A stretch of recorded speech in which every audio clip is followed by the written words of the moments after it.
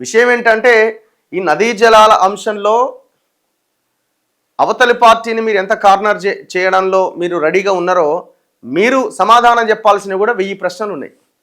ఎందుకంటే 10 సంవత్సరాలుగా రాష్ట్రం మొత్తాన్ని నాశనం చేసి పెట్టిరు.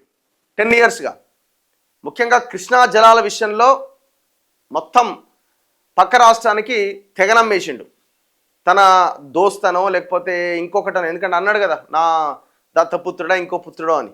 సో ఇట్లా పోతిరెడ్డిపాడు సామర్థ్యం పెరగడానికి ఉమ్మడి ఆంధ్రప్రదేశ్లో ఎలాగైతే ఆనాటి ప్రభుత్వాలు సమైక్యవాదులు కారణమయ్యారో, తెలంగాణ వచ్చిన తర్వాత తెలంగాణ నేనే తెచ్చినా అని చెప్పుకున్న, నేనే కొట్లాడిన సావు నోట్ల తలకాయ పెట్టి తెచ్చినా అని చెప్పిన కేసీఆర్ అదే నదీ జలాలని సేమ్ ఉమ్మడి ఆంధ్రప్రదేశ్లో సమైక్యవాదులు ఏ రకంగా అయితే ప్రవర్తించారో అట్లే చేసిండు.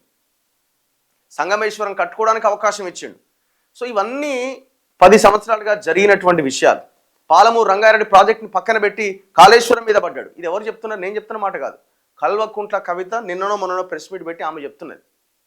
మీకు కాళేశ్వరం మీద ఉన్న సోయి పాలమూరు రంగారెడ్డి ప్రాజెక్టు మీద ఎందుకు లేదని ఆమె అక్కడికి వెళ్ళి ఆ ప్రాంతానికి వెళ్ళి ఆమె చెప్పిన మాట నిన్న మొన్న. మరి దీనికి ఏం ఆన్సర్ చేయగలుగుతారు మీరు?